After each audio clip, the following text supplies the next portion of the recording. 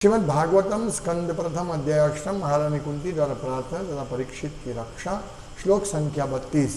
केचिदाहुरजं जातं पुण्य श्लोकस्य कीर्तये यदोह प्रियस्यान्ववाये मलयस्येव चंदनम। शब्दार्थ अनुवाद एवं तात्पर्य by divine graces Shri Bhaktivedanta Swami Shri Prabhupada.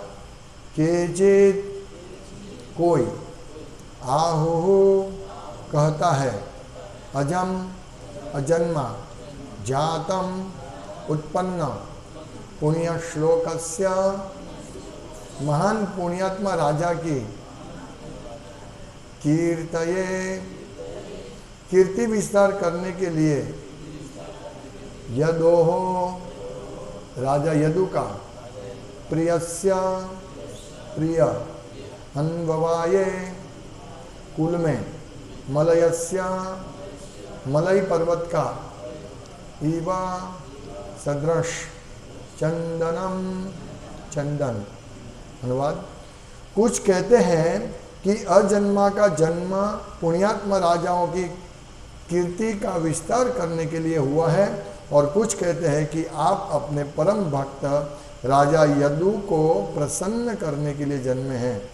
आप उसके कुल में उसी प्रकार प्रकट हुए हैं जिस प्रकार मलय पर्वत में चंदन होता है। तात्पर्य, चूंकि इस भौतिक जगत में भगवान का प्राकट्य व्यामोह में डालने वाला है, अतएव अजन्मा के जन्म के विषय में विभिन्न मत है।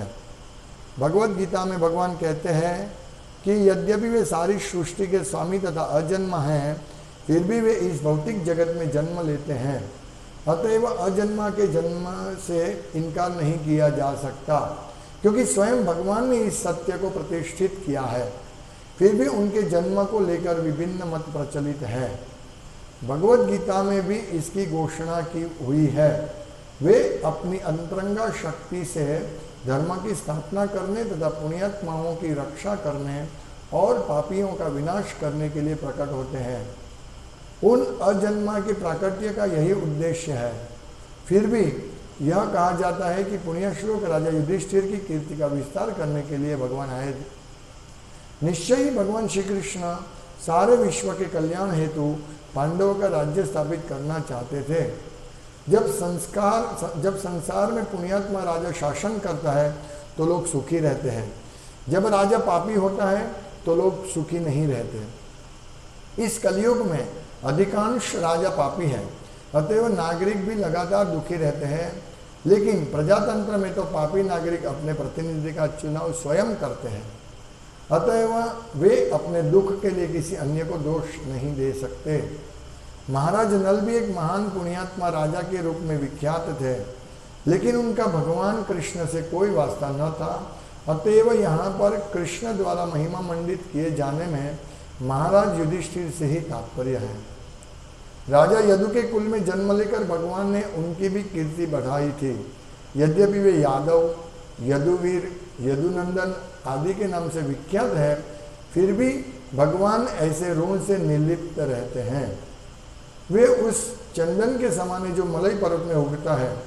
वृक्ष तो कहीं भी और सर्वत्र उगते हैं, लेकिन चंदन का वृक्ष विशेष रूप से मलय पर्वत के क्षेत्र में उगता है, इसलिए चंदन तथा मलय पर्वत का नाम परस्पर जुड़ा हुआ है। अतएव निष्कर्ष यह निकलता है कि भगवान सूर्य के समान सदैव अजन्मा है, फिर भी वे उसी प्रकार प्रकट होते हैं जिस प्रकार सूर्य पूर्वी क्षितिज में उदय होता है। जिस प्रकार सूर्य कभी पूर्वी क्षितिज का ही बनकर नहीं रह जाता, उसी तरह भगवान किसी के पुत्र नहीं, अपितु वे समस्त वस्तुओं के पिता है।